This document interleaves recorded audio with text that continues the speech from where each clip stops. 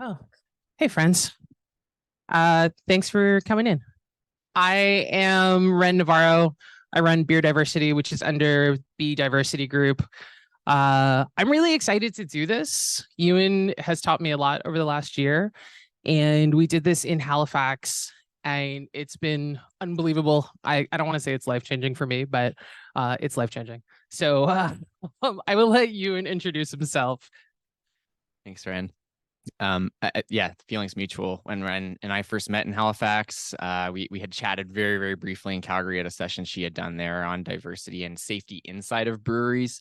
But then in Halifax, we really hit it off and have kept in touch ever since. So this is really about taking that mindset of building safety inside your brewery and expanding it to the community outside of your brewery.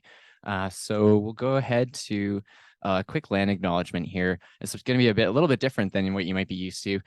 So we're gathered here on the unceded territories of the Musqueam, Squamish, and Tsleil-Waututh First Nations. These are nations that never signed numbered treaties like they were doing at that time in the 1860s and 70s across Canada. So we still call it unceded land because at that time there was a lot of land disputes. There was a lot of sort of colonial maneuvering to actually disrupt the communities and cause widespread extermination of people who were living in these lands. In some cases, we had communities that were wiped out to the tune of 90%, which if you can imagine 90% of the city of New Westminster being wiped out all at once, it would be a complete social collapse. So these communities went through a lot at that time and we're still suffering. They are still suffering the after effects. And I would argue we are all still suffering the after effects of that in our society. So on that note, the reason that there's a photo up there, a drawing of a hanging, is because in 1864, some Chilcotin warriors from that nation were rounded up and seized and hanged as a result of resisting some of the what they suspected was and ended up being apologized for by all levels of government, intentional spreading of smallpox into various nations across BC. So the one that happened in New Westminster was 1865, just a year after these 5 men were hanged, and it was kind of the one of the chiefs of the Chilcotin. So let's move on to the discussion around safety. So I'll let Ren take that over. So everyone knows the word safety. We use it a lot. We were talking about this earlier, and I mean, we're in BC. How many people have seen someone passed out anywhere? Show of hands. Okay, what did you do when you saw them? That's the question. Did you help them? Did you call for assistance? Did you talk to them? I see like some head nodding. I see a couple of like, no. We got really used to it. I've been really privileged to come out to Vancouver a lot through my work with Parallel 49. I'm here several times a year. And I sit in Ubers to go along East Hastings and I just watch, right? I take it in. It's on this like loop of what is happening within our spaces. And then I go to a brewery and everyone goes, well, we're really safe here. What does safe mean to you and how do you define it? Also, throughout this talk, we'll be taking questions and I'm going to ask you questions the whole time because the two of us don't want to just talk at you. We want to talk with you. So when we talk about safety, if you say that your brewery is a safe space, what does that mean to you? Shout it out. Okay, everyone feels safe. Place of refuge. Community.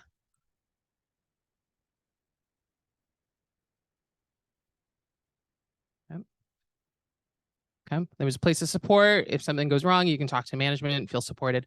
So we're talking about safety as being interactions. So not just I come into a space. I mean, there was the refuge, but otherwise it's about having a space. And if I come in and I don't look like the usual beer drinker, air quotes, we'll get into it more, do I get that refuge? Do I get to have that feeling of safety? And that's when it will change in your answers. And it's not to put you on the spot or make you feel bad, but this is how we run businesses. We say certain people can be safe. Certain people can come in and say, I can find refuge. And that's really what we want to talk about through this presentation. So this is an iconic photo taken here in Vancouver. I believe it was taken by Sean Orr, but if anybody knows better, you can correct me on that. He was going for city councilor here during the election. And what you can see is a giant, one of these giant kind of floating hotel cruise ships coming in right in front of a homeless encampment down on the waterfront. And it really just shows the juxtaposition between have and have not in our society. And the fact that in a lot of cases, what we're talking about here are policy choices that are driving these effects. You know, these are not inevitable. The fact that people can't access housing right now, a lot of us are suffering through rent increases and so on. It's only a certain threshold that needs to be reached before you see a massive spillover into homelessness, houselessness as a result of rent increases. And, you know, when we talk about substance use, what we're talking about with like unhoused substance use is really just the visible tip of the iceberg of substance use. All of us in this room, put your hand up if you're a drug user. You're a drug. If you have a beer in your hand, you're a drug user. So we all use drugs, right? We all use all kinds of drugs in some cases, and we just only make space for certain types of substance use in our society. There's a lot of it that's rendered unacceptable by policy, and that's what we're talking. That's what we see when we see, you know, the visible drug poisonings that are happening. The people passed out on streets.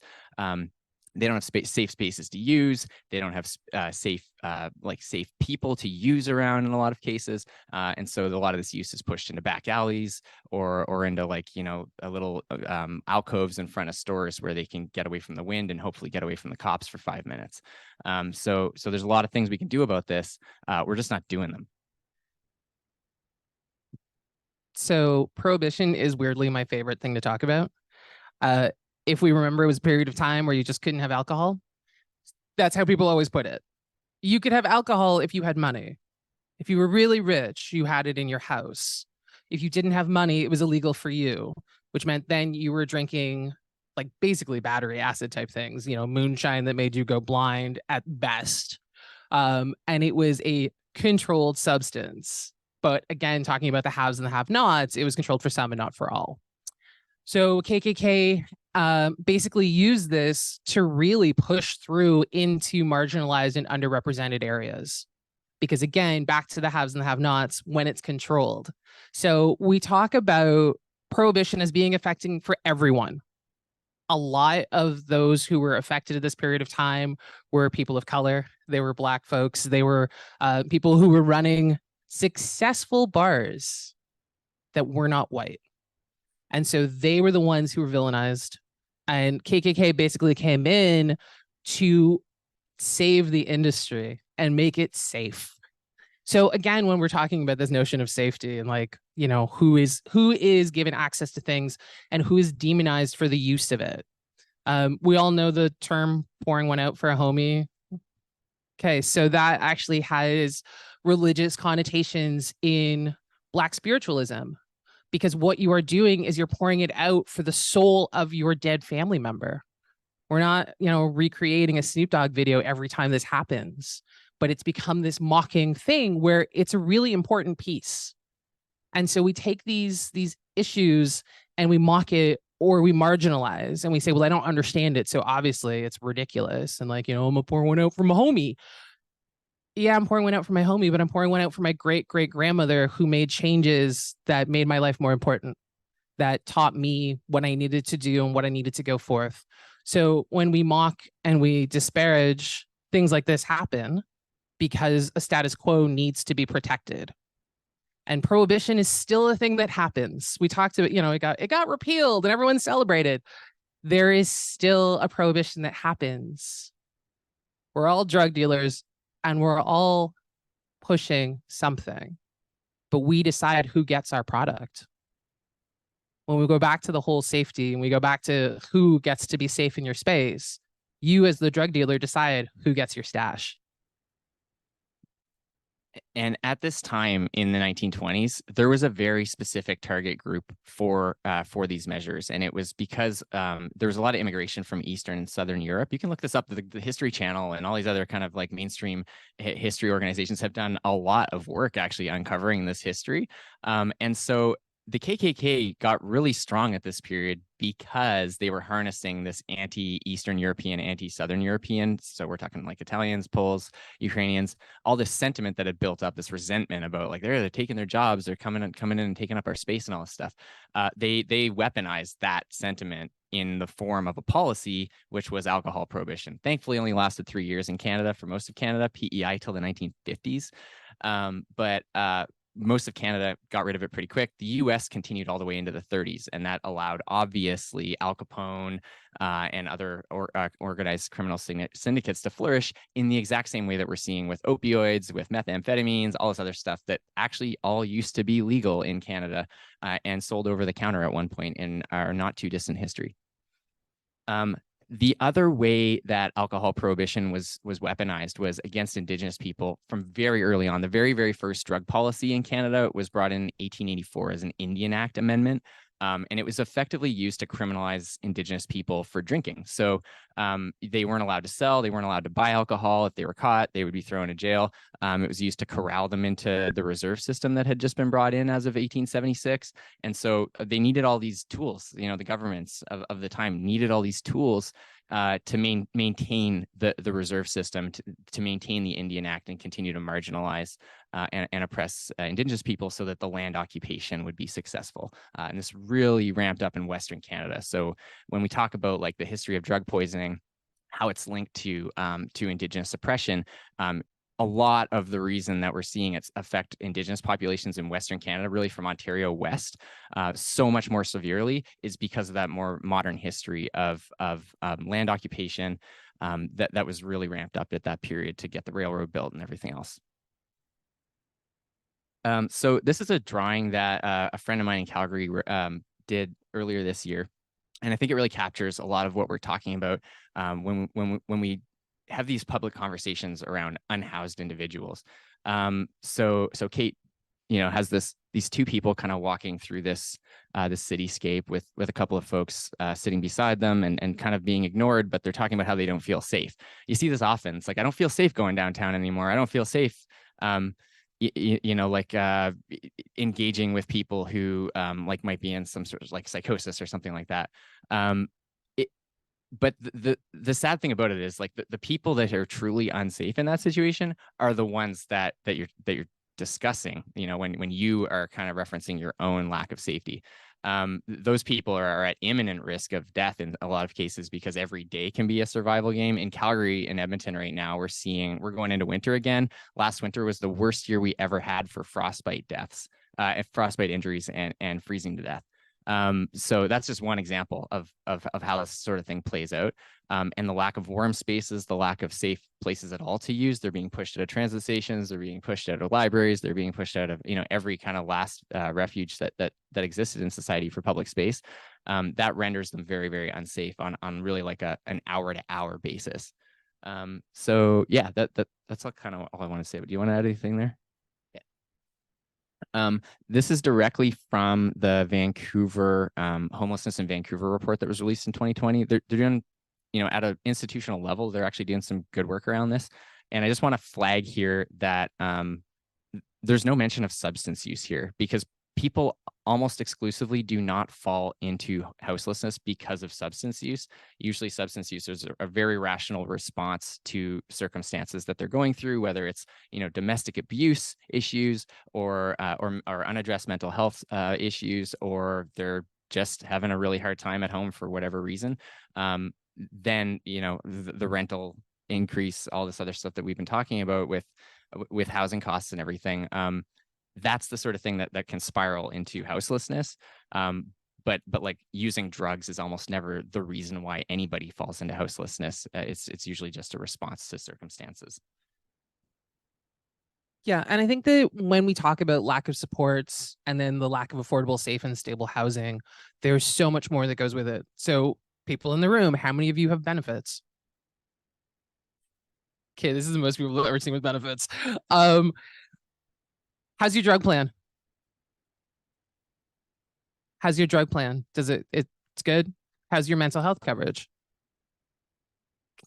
Man, dear diary. So for Ontario, in this same question, no one puts their hands up. and everyone's got major accidents where they've done, Percocet, Oxycontin, any of those things, and they don't get enough money to cover it through their benefits. So if you have watched a bunch of documentaries, heroin is close to Oxycontin and it's cheaper. So when you're talking about these notions of people ending up on the streets, they've ended up on the streets because they've had an accident, which if you work in a brewery, you've probably had an accident. So it's spinal issues. It's something to do with, you've hurt your arm, you've hurt your head, you've done something. Now you can't pay for your drugs. You can't work properly. If you can't work properly, you can't stay in your building. Can't live in your building. Where are you? So this is what we're talking about. And people forget that that's what happens. Like the number of my friends who, if you look at them, you'd be like, oh yeah, they're fine. Well, they're experiencing homelessness, or they're experiencing these very precarious things. I mean, we talk about every Canadian is 2 paychecks away from homelessness or houselessness in some way, shape, or form. So like it's a large number. And I think that part of it is, again, reducing that stigma by saying, well, they're just drug dealers, or sorry, they're just drug users. And they're like, of course this happens. In this room, it could happen to any of us. Just wanted to flag a statistic from that same report in 2020. Homelessness is so concentrated in the Indigenous population, and that really makes it a truth and reconciliation matter that everybody should be working to address as kind of part of your overall TRC framework, or the way that you approach TRC generally. Just looking at that, like 40% of unhoused people in Vancouver are Indigenous, but only make up 2% of the total population. I don't know what the odds ratio is there, but it's got 2 digits at least. So why is it important to engage with all this? I'm going to actually hand this off to Ryan because So when we're talking about this engagement, you all do engagement in some level anyway.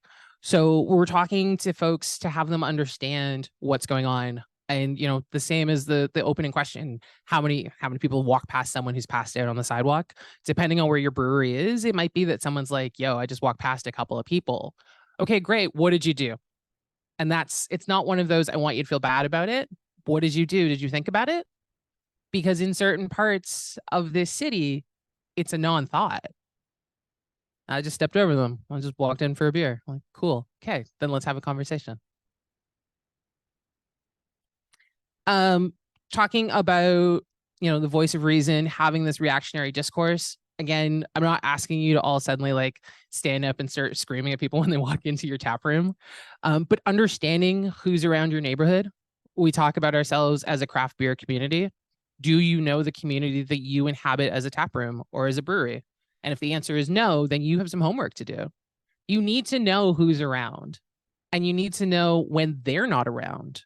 Who do you ask when like that usual guy who always hangs out by the bay doors suddenly disappears?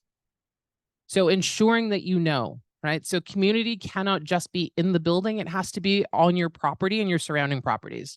Again, I'm not asking you to go like every day and do like a full walk around, but you should be aware of your surroundings. We talk about being aware of your surroundings. This is part of it.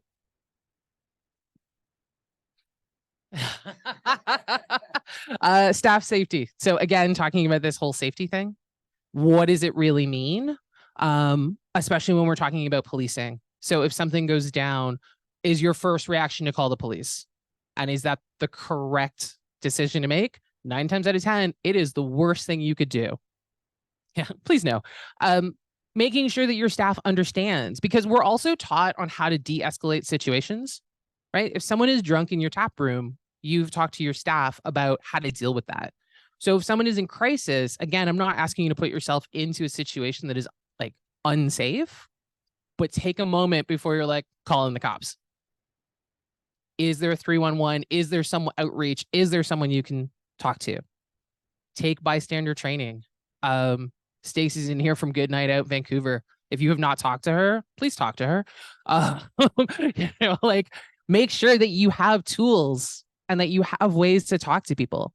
Because if someone in your tap room gets drunk, you already know how to deal with them. We'll come back to the smokes, but I just wanted to flag that's if you take away one thing from today, remember to pack smokes in your brewery. If you can be around cigarettes without annihilating them, then you gotta carry them. Next two are really just about community. Like we care about our neighborhoods, right? Do we care about our neighbors? And our neighbors are often people who are in encampments. Do you know them? Do you know them by name? Do they feel safe coming to you if there's an issue? There's probably drug poisonings happening around there. Can they come to you? That's super important. And then really just collectivizing your voice of the business that you're in, but also with the businesses that you interact with, your suppliers, your vendors, everybody that you're interacting with in the business community can be kind of a part of this chain of starting to address these issues in a way that is more community oriented and less reliant on institutions that are just clearly failing us at every level. Yeah, do you remember this guy, the video? So it was when the initial, like, this is funny because this ties back to the keynote this morning, or the panel discussion this morning, where they were talking about the low alcohol guidelines. And this guy freaked out on YouTube or whatever it was, or on some news interview, and just had this hilarious, like, very, very like down home, like blue collar response to it. Just like, no, like, I'm drinking a 6-pack after work every day. Nobody's stopping me. It's like, yeah, I mean, that's maybe what you need to get by. And like, nobody should really be making that decision for you.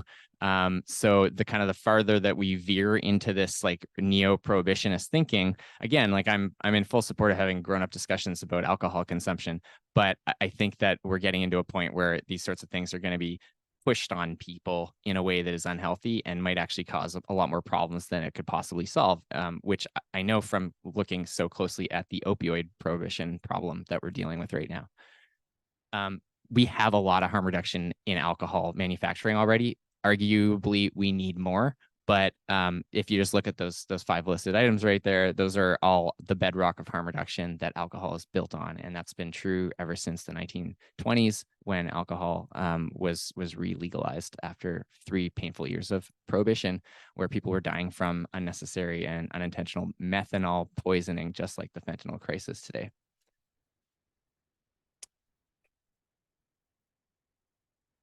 So again, like I said, bunch of drug dealers. But again, there's kind of that uncomfortable laugh about it, but it's true. I mean, think about it. If someone, you have rules. So you already say, if you come in and you appear intoxicated, I cannot serve you. If you have been overserved, I need to ask you to leave. So you're regulating their supply. Sound familiar? So having that and understanding that, you say to someone, if you work here, you have to go through testing to have a serve it right, to then you decide who gets the product and who doesn't.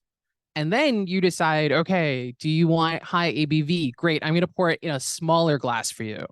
But if you want to stay and have like 5 pints of my light lager, like, cool beans. Again, what am I doing to you? I'm giving you things that are going to make you feel better for the moment. And then you're going to say something inappropriate. You're going to try and touch someone, and I'm going to tell you to get out. So now I've got you all hopped up on stuff, and I'm like, smell you later. This is what's happening to people. People are taking drugs in spaces, and they're not having someone walk them through it. I don't know the serve it right, quizzes and stuff, but the Ontario Smart Serve, there is now a piece in there that they've updated that person that you've kicked out is your responsibility, not until they get home, but until they sober up, which means now I'm living with a lot of people. I'm like hanging out with them. I'm like, hey, morning, how you feeling? But think about that. That was the biggest change that they made to what we were being taught, because it used to be they weren't your responsibility once they got home. Now I got to make sure that you're okay, because I have to make sure that you're safe. Because I have to make sure that you didn't roll over in the wrong way and something bad happens to you, and then it's my problem. So obviously Ontario has taken a very extreme step because everyone went, whoa. But who's not to say that you're not a step behind? It means that Ontario is not doing well with our supervised consumption sites. That now the government is like, yo, you could not do this, right? We have to watch you. What's the difference in terms of opioids? And that's what's happening around people. Remember, if they come to your space, they are your concern. If we talk about being one giant family or one giant tight-knit community, it also has to be the not fun parts. And so again, you don't have to go home with them and make sure that they sober up, but think about where they end up when you say you can no longer drink here. And drug dealers are pretty good at looking after their clients for the most part. If you happen to know anybody in that world, they do look after people. They all carry naloxone. They do a lot of opioid overdose reversals. They try and make sure their product is good. It's hard to do when the supply is criminalized to the point where you can't test it legally for the most part. So yeah, there's a lot of good people in the world of drug vending outside of alcohol. So what can breweries actually do here? There's a whole bunch of things that we've kind of come up with over time, but I've broken it down here into different scales. So there's kind of in the middle, at the bottom there, in the middle of the circle, there's the individual scale. So you can just like have a company policy about not calling the cops unless like X, Y, and Z thresholds have been crossed, for example. Making sure that all your staff are trained on overdose response, make sure they're ready to de-escalate problems. Yeah, we're going to talk about this at the end as well. If anybody wants naloxone training, Danielle in the pink hat here has a bunch of kits and is an amazing resource for learning this from. And then kind of working your way up through the scale, all the way to doing like national organizing, working with your local drug user union. In Vancouver here, we have like a world famous resource drug user union called VANDU, Vancouver Area Network of Drug Users. It is literally the most famous drug user union on the planet. They've done so much incredible activism. They have advanced policy. The supervised consumption sites in North America exist because of VANDU. There's so much going on. They're involved with safe supply. They're doing the first safe supply activism in all of North America. There's people that are sticking their necks out at risk of going to jail for a very long time just to keep their friends safe, right here in Vancouver. So yeah, so pay attention to them. If you have a brewery in Vancouver, like go show your support for Vandu. Go show up at the site sometime and just go say hi to them. Tell them you're a business that supports them. Ask how you can get involved. Whatever. Like just do something to let them know that that you're listening to them and that you want to support it. You can do media advocacy. It's incredible the amount of support you can show your community by just stepping in front of the news sometime and just being like, hey, like I know there's this whole controversy around the local supervised consumption site. I support it as a local business nearby it. And here's why. So Andrew at if anybody knows Broken City in Calgary, it's been changed to Modern Love now, but he was the owner at Broken City before. And he had this really wonderful quote back in 2020 when we were getting going with this business coalition, where he kind of was just talking about like, yeah, we work downtown, we're a bar. People complain about us too. And I don't see us moving anytime soon. So, you know, like we make a lot of noise. We have a lot of drunk people that flood out in the street at night. But we're not going anywhere, and I hope so. And you know, the supervised consumption site deserves its own space as well, because there's obviously a need for it. So that kind of thing. It's just very simple, very logical, very just like, hey, I'm a person also trying to survive in this society and run my business and support my staff and whatever. Do you want to talk about that? So first aid kits, everyone's got them. This is kind of the updated version of the first aid kit. So you're still keeping Band-Aids and all of those fun things, but now you're expanding it, right? So naloxone kits. So again, Danielle's here. They're easy to carry. I've got one in my bag, but my bag's over there and I'm too lazy to get it. You can travel anywhere with it. So it's not one of those things that you're like, oh, I can't carry it here. I can't do whatever. I'm on a lot of planes. They don't care. It's fine. Cigarettes, because you want to de-escalate a situation. So if someone is agitated, sometimes giving them a smoke gives them a moment where you've got to light it, you've got to hold it, you've got to take that first draw. They get hit by nicotine. It's the magic stick. Snacks, because, you know, sometimes you're just hangry and all you need is a granola bar. And again, we're not talking, you know, giant, you're not carrying a charcuterie plate. You could. I mean, most of us would appreciate it, right? But it's like, you know, in my bag, I've got a couple Lara bars and like some sesame snacks, like easy peasy stuff, right? Because also you can carry it for a long period of time. So charcuterie is going to be good for about a day, and then I don't want it, and then we start the whole cycle again. But making sure that everyone knows where it is, making sure that people are trained. You go through first aid training, add your naloxone training. Again, Danielle's here today. Good Night Out Vancouver will do it. You have a lot of resources out here at your fingertips, which you're really lucky because there's a lot of places that are like, oh, we've got to like travel here, get these people in. You have so many resources. Please use them. And like cigarettes are easy. It's so easy to do. So make sure that that's what you're updating your first aid kit to look like. So back in, I referenced this a minute ago talking about Broken City, but back in 2020, a group of us got together in Calgary, and it was really Calgary, Edmonton, a couple of breweries, my company Raft, and we just decided like all this backlash that was happening against the like tiny slivers of support that were coming from the government on supervised consumption sites, and just these like very minimal, not nowhere near sufficient services that had been offered over the years and finally built. We're starting to be kind of torn down by policy and by like really minimal local backlash of a couple of people, a couple of businesses would stand up and be like, we don't like this, and the government would be like, oh, okay, we got to get rid of it then because a business said they don't like it. So we were like, okay, we got to create a different narrative around this because there's clearly a lot of businesses out there that support this sort of thing. And so we created Each and Every, and we started working with drug users, and we started working with harm reduction frontline workers and physicians and nurses and all kinds of people. And before we knew it, there were 250 members across every province and territory in the country, just doing local advocacy and even doing something just as simple as putting an naloxone on site sticker on your front window just to let people know that the difference between like not being sure if you're safe walking into a place for help and seeing a naloxone on site sticker is infinite, because right now everybody feels stigmatized. Everybody that uses drugs feels unsafe. So you're creating that bridge for them. You're giving them a chance at least. So yeah, those are kind of the main policies. Those are our members all the way across Nova Scotia and Newfoundland now, and up into the territories as well. You can join for free. That QR code will take you there, or just talk to me afterwards if you want. We developed a model workplace policy for substance use related code of conduct. So it's free. Also, you can just access it and plug it into your existing company policies. This was developed in partnership with a law firm in Vancouver that does a lot of workplace stuff, called Portage Legal Services, and the Workers for Ethical Substance Use policy. All these people that have been through like forced treatment, forced like going into abstinence-based programs just because they admitted to their employer that they use drugs, just completely changed their lives, and now they're being monitored. They have to pay out of pocket for all these horrible services like urine monitoring and stuff. Just, nothing changed really. It's just that they wanted some help, and their employer was suddenly like, okay, we're going to have to put you through a 5-year program that you're going to pay for.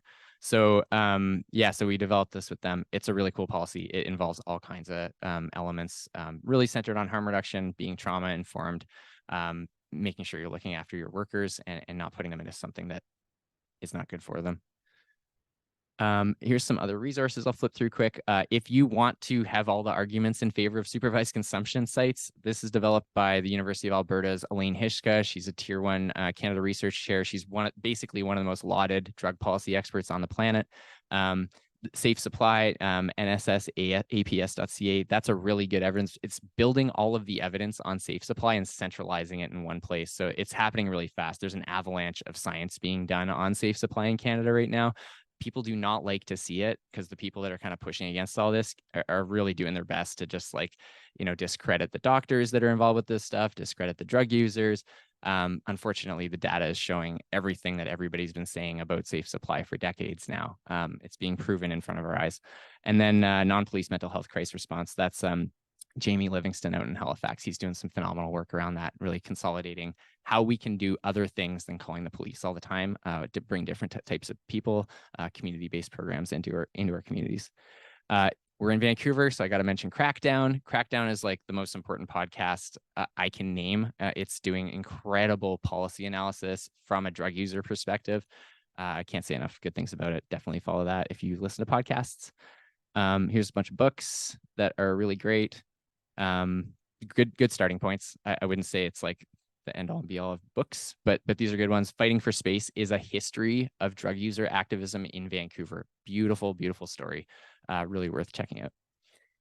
And this is stuff I write about. I have about 50 of these, not always polite, definitely going after some of the policymakers and people that have their fingers in the profit making, the profiteering that's going on within drug policy, maintaining status quo. Yeah, so it gets a little intense sometimes. If you're interested in that, definitely follow that, drugdatadecoded.ca. I've got, there's always something new, all these new stories coming along. Yeah, and that's us.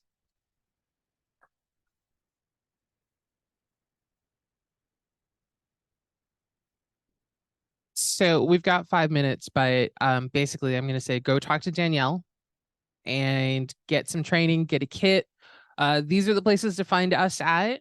Yeah, thank you so much for this. This is so great to see so many people in here really talking about it. And as you learn more, talk to each other. Don't hold on to your nuggets of knowledge. Because a lot of breweries are very close to each other. So like you learn something new, share it with the class, because the more that you share, and if you've gone through something that didn't work, tell people the thing that didn't work, because you don't want someone else trying it and just absolutely traumatizing folks. So share your notes. Thank you.